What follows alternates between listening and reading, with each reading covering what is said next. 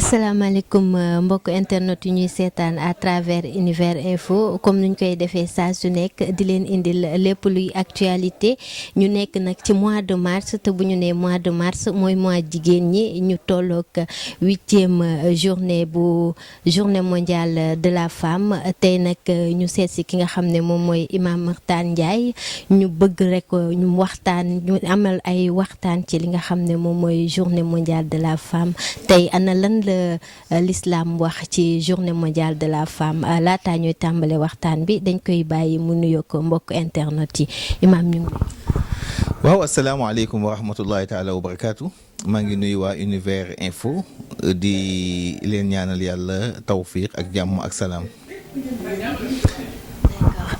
Imam comme niñ ko waxee woon ci njëlbeen bi ñu war a féete li nga xam ne moom mooy journée mondiale de la femme tey bu ñu nee journée mondiale de la femme journée pour sargal jigéen ñi la sargal jigéen ñi nga xam ne tey yàgg nañuy nekk ci waar bi ay jàmbaar tey jii nii ana diine tey l'islam lan la wax ci journée mondiale de la femme boobu la.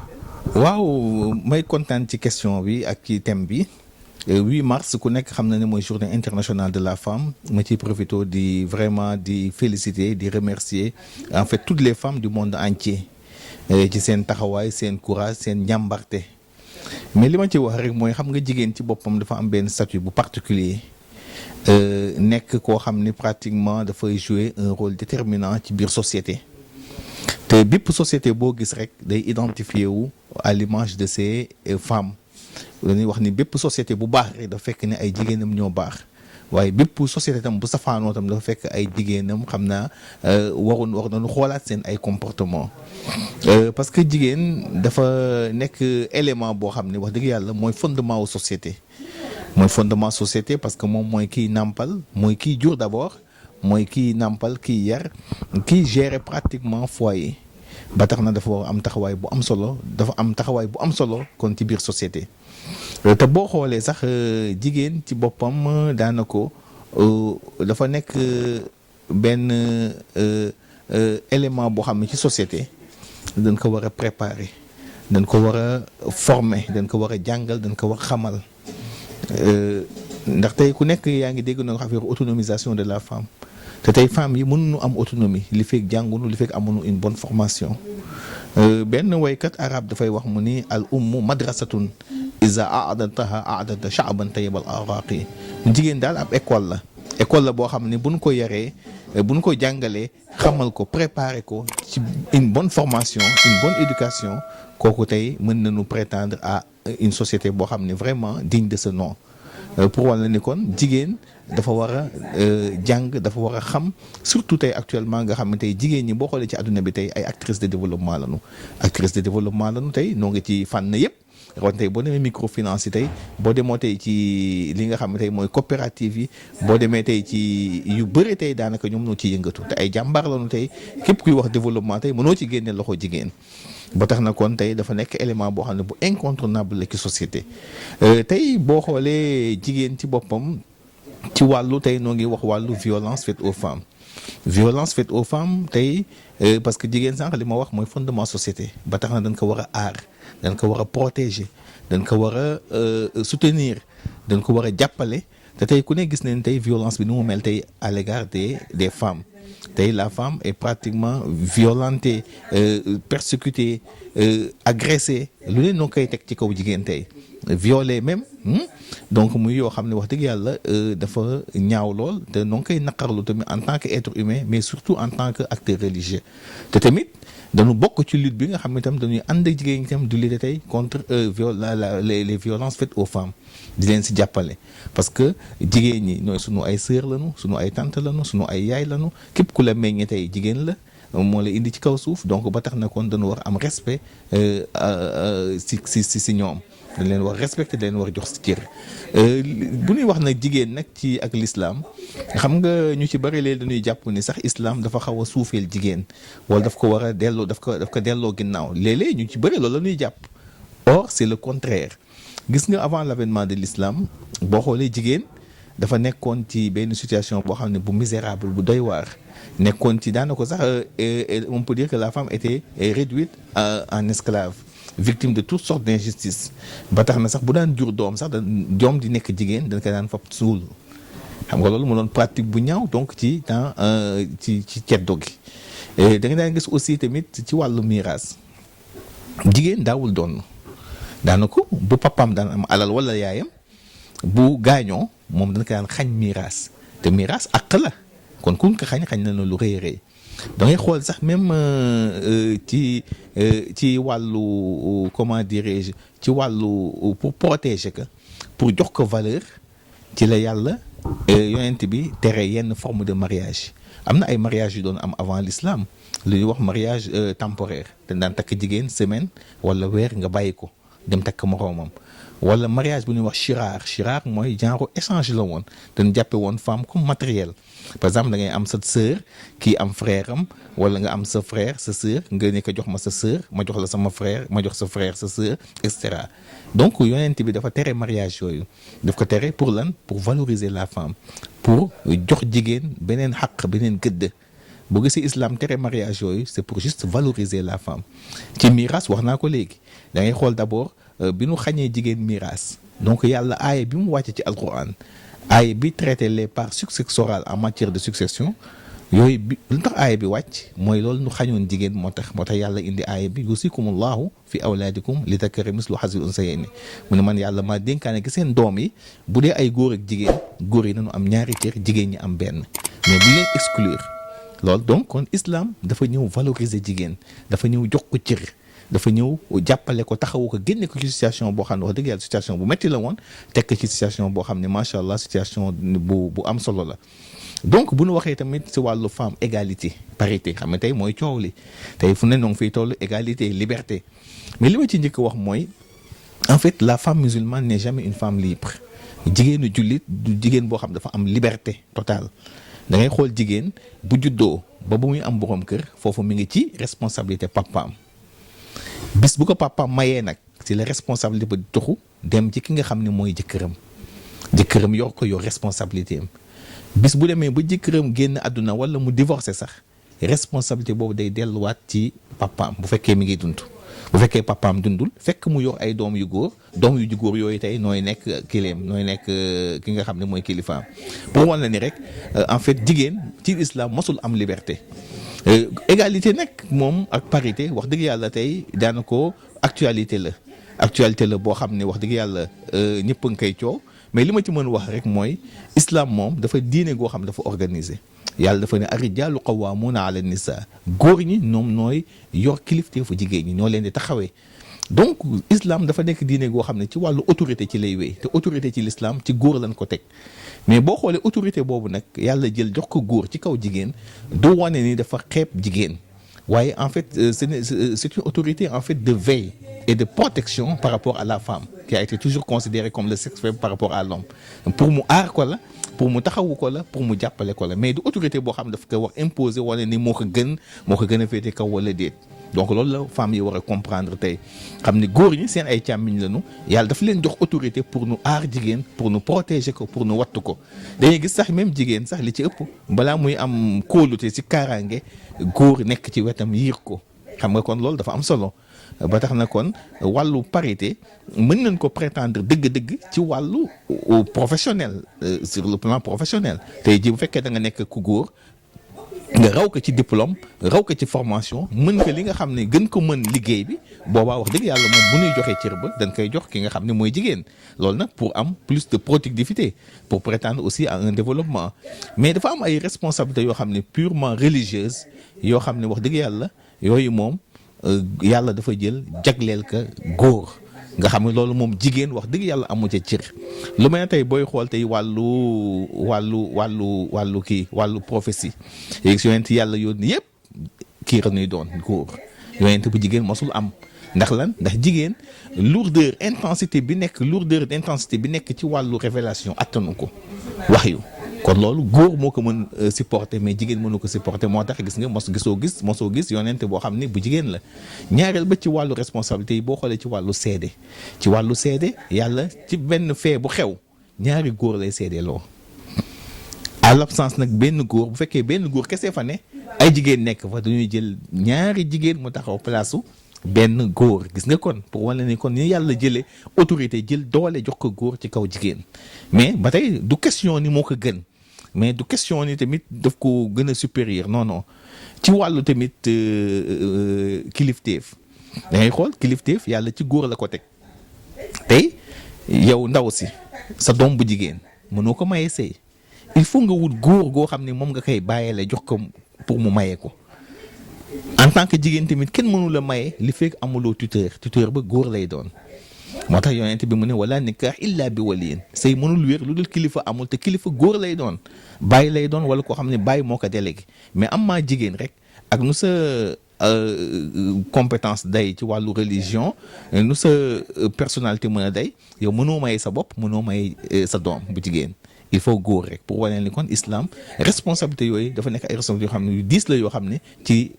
góor la ko gàllu ko ci jigéen même ci wàllu boo ñëwee ci imam jigéen amul dafa bokk ci charte imam ba góor lay doon mais mënul nekk jigéen ci même ba ci tuddu dangay xool sax parfois bu dee ay doom yu góor la wala doom bu góor nga am islam daf lay wax bu fekkee am nga moyen nga rey ñaari xar bu dee jigéen nga rey benn yooyu yëpp pour wan la ni rek wax dëgg yàlla ci wàllu responsabilité religieuse foofu moom islam daf ko confier ki nga xam ne mooy góor par rapport ak jigéen mais encore une fois de plus du pour xeeb jigéen moo tax waaw kon nag tey ci journée 8 mars bi noo ngi fexe wax dëgg yàlla di ndokkeel jigéen ñi ci àdduna bi yëpp ndax ay jàmbaar lañu wax dëgg yàlla tey bu nu waxee kër yi ñoom noo ko yor tey xale yi ñoom noo leen yor tey daanaka tey góor ñi daanaka du ñu nekk ci kër yi jigéen ñi nooy boot nooy uuf nooy dundal nooy sàng nooy wodd nooy faj hôpitaux yi sax tey boo demee tey daanaka jigéen ñi rek ngay gis tey nu yanu njaboot gi indi kon jigéen tey dañ ko war a sargal dañ leen war a delloo njukkal tey si seen taxawaay bu rafet parce que société mënul dem tam sans ay jigéen société mënul dem sans ay góor kon ñun ñooy bokk société bi ñun ñaar ku ci nekk def ci sa loxo dugal sa loxo pour société bi mën a jëm kanam mais tey gàcce ngalaama ci femme yi ci àdduna bi yëpp rawatina nag femme sénégalaise wax dëgg yàlla ñenn ñi gàddu seen saak di xëy partout daal fu nekk noo nga fa di tey àdduna la boo xam ne tey nit ki pour nga mën a préserver sa dignité sa honneur foog nga am ci loo jàpp moo tax sànq ma ni tey dañ leen war jàppale ci wàllu formation ci wàllu éducation ci wàllu wax dëgg yàlla taxawu ci fànn yëpp bu ko defee tey nu mën a prétendre à une autonomisation parce que tey nit ki mënoo autonome te amuloo compétence yooyu il faut tey nga am une certaine compétence de base pour nga mën a am autonomie macha allah jërëjëf. dégg nañ li nga xam ne moom la imam wax dañ koy bàyyi rek mu def version français bi pour ñi nga xam ne ñoom ñooy les Sénégalais de la diaspora. 8 mars, journée internationale de la femme, et nous profitons de l'occasion pour féliciter toutes les femmes du monde entier. Vous savez, la femme, elle a un statut particulier, n'est-ce pas, en islam. Elle est, si vous voulez, le fondement même d'une société. Et toute société, il faut le dire, s'identifie à l'image de ces femmes. Si ces dernières ont une bonne moralité, cette société-là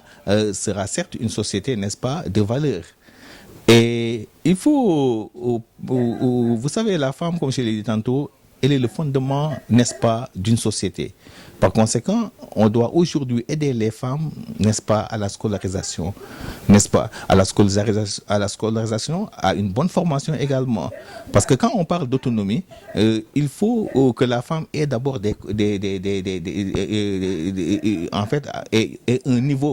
un certain niveau pour pouvoir être autonome. Surtout la scolarisation, la formation, entre autres. Et on nous dit souvent, l'adage dit, éduquer une fille, c'est éduquer toute une nation. Pour vous dire que la formation, l'éducation, n'est-ce pas, occupe une place très importante dans une société, surtout au niveau des femmes. Donc, la femme, quand on parle également de femmes et violences, les violences faites aux femmes, aujourd'hui, comme nous le savons tous, la femme et les femmes, je dirais même, sont partout persécutées, violentées, agressées, n'est-ce pas? On ne reste plus 1 ou 2 jours sans entendre à travers la presse qu'une femme a été sauvagement agressée, tuée, violentée, etc. Or, les femmes méritent protection. C'est nos mamans, nos tantes, n'est-ce pas? La femme, elle est, si vous voulez, le fondement, n'est-ce pas, de la société. C'est elle qui enfante, qui allaite, qui éduque, qui gère pratiquement les foyers. Donc, elle mérite protection. Quand on parle également d'égalité de la femme, vous savez, avant même de parler d'égalité, je vais parler sur les violences. Parce que en général, les gens ont tendance à croire que l'islam, en fait, exerce une certaine violence chez la femme. Ce qui est tout à fait faux, n'est-ce pas? Vous savez, avant l'avènement de l'islam, la femme était réduite en esclave, victime de toutes sortes d'injustices, à tel point que si elle mettait au monde une fille, on l'enterrait vivante, de peur d'être déshonorée. Même en matière de succession, vous savez, en matière de succession, avant l'avènement de l'islam, les femmes étaient, si vous voulez, exclues de l'héritage de leurs propres parents. Elles ne bénéficiaient pas de la succession de leur père. Raison pour laquelle Allah subhanahu wa ta'ala a fait descendre le verset traitant les parts successorales. Allah subhanahu wa ta'ala a prescrit au sujet de vos enfants, n'est-ce pas, aux garçons, pour les garçons 2 parts et pour les filles 1 part, n'est-ce pas, pour corriger en fait l'injustice que subissaient les femmes. Donc, on peut dire que c'est grâce à l'avènement de l'islam que la femme a pu retrouver ses droits, surtout en matière successorale. Et même au niveau, vous savez, avant l'avènement de l'islam également, il y avait certaines formes de mariage, comme le mariage temporaire, le mariage shirar, qui étaient des mariages en fait qui n'honoraient pas du tout l'image de la femme. Donc, pour mettre en valeur la femme, pour protéger la femme, l'islam, lors de l'avènement de l'islam, le prophète a pratiquement banni toutes ces formes de mariage-là, pour corriger, en fait, pour valoriser, si vous voulez, la femme. Donc, pour vous dire en grosso modo que l'islam a toujours défendu la femme, l'islam a toujours donné un respect, une considération, n'est-ce pas, à la femme. Maintenant, pour parler d'égalité, parité, n'est-ce pas, ou liberté, vous savez, la femme musulmane, elle est naturellement sous autorité. De la naissance jusqu'au mariage, elle est sous autorité parentale. Maintenant, une fois mariée, maintenant, cette dernière est affectée à son époux. Maintenant, divorcée ou veuve, la responsabilité ou l'autorité va revenir, n'est-ce pas, à ses parents s'ils sont bien entendu vivants. À défaut, la responsabilité incombe à ses fils, surtout aux garçons. Pour dire que la femme musulmane n'est jamais en fait une femme libre. Maintenant, et même nous vivons en Afrique, il y a des réalités. Ici, le culte de l'autorité est très apprécié chez la femme. Par exemple, souvent une femme qui est libre, qui n'est pas sous autorité, elle est souvent mal vue dans la société, n'est-ce pas? Quelle qu'en soit sa personnalité, quel qu'en soit son caractère. Et pour parler de comment dirais-je, d'égalité, parité, là, on peut dire qu'en matière de compétences, il n'y a pas de doute. S'il y a un homme et une femme, la femme a plus de compétences, beaucoup plus de diplômes par rapport à l'homme. Là, quand on choisit, on va choisir la femme, n'est-ce pas, à cause de ses compétences, pour plus de productivité, n'est-ce pas, dans la société. Donc, sur le plan professionnel, il n'y a pas de doute. Là, quand on choisit le plus compétent. Si la femme est plus compétente que l'homme, on va choisir la femme, n'est-ce pas? Mais en matière de responsabilité religieuse, là, les responsabilités sont confiées pratiquement à l'homme. Parce que Allah nous dit, les hommes ont une autorité ferme, n'est-ce pas, sur les femmes. Et je précise que cette autorité-là n'est pas en fait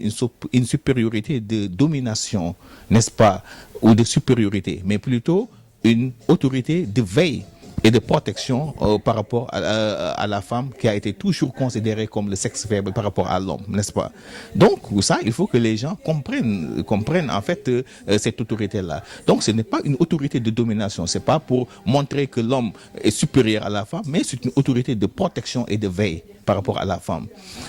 Donc, il y a certaines responsabilités religieuses qui est confiée à l'homme. Par exemple, en matière de prophétie. On n'a jamais vu de prophète femme, n'est-ce pas? Une messagère. parce que la femme, en fait, ne peut pas souvent supporter la lourdeur, n'est-ce pas, ou l'intensité qu'il y a dans le processus de la révélation. Raison pour laquelle vous n'avez jamais entendu de messagère ou de prophète femme. En matière également de témoignage, vous savez, quand il s'agit de témoigner sur un fait, l'islam dit 2 hommes doivent témoigner sur un fait, en principe. Maintenant, à l'absence d'un homme, on peut prendre 2 femmes à la place d'un homme, n'est-ce pas? C'est ce que nous dit le Coran. Pour dire que les responsabilités religieuses sont souvent confiées à l'homme par rapport à la femme, n'est-ce pas? Et en matière des mamans également, les mamans, parmi les critères d'éligibilité, il faut être un homme et non une femme. En matière de tuteur également, là, c'est les hommes. Pour pouvoir donner sa fille en mariage, il faut un tuteur. Et le tuteur doit impérativement être un homme. Une femme, quelles qu'en soient ses compétences, quelle qu'en soit, n'est-ce pas, sa sainteté, quelle qu'en soit son ascendance, ne peut pas se donner en mariage elle-même, ni donner également sa propre fille en mariage. Et donc, pratiquement, toutes les responsabilités religieuses sont confiées, n'est-ce pas, à l'homme, n'est-ce pas, et non à la femme. Donc, pour juste se dire que l'islam n'a jamais persécuté la femme, l'islam n'a jamais, en fait, aujourd'hui, partout, elles sont battantes, elles sont dans toutes les entreprises, n'est-ce pas? Et mes pensées vont, en fait, aux femmes qui se lèvent à 4 heures du matin, n'est-ce pas, qui vont à la mer chercher des poissons et les vendre. Et, n'est-ce pas, les femmes qui prennent leur sac très tôt le matin pour aller travailler, les domestiques, etc., etc. Donc, je remercie, je félicite toutes les femmes du monde entier, en l'occurrence la femme sénégalaise. La femme sénégalaise, il faut le dire, elle est brave, n'est-ce pas? Elle est courageuse. Par conséquent, on doit les soutenir. On doit les soutenir, on doit les appuyer, on doit également vraiment les aider. Et ça, je demande aux autorités d'aider davantage les femmes. Merci beaucoup.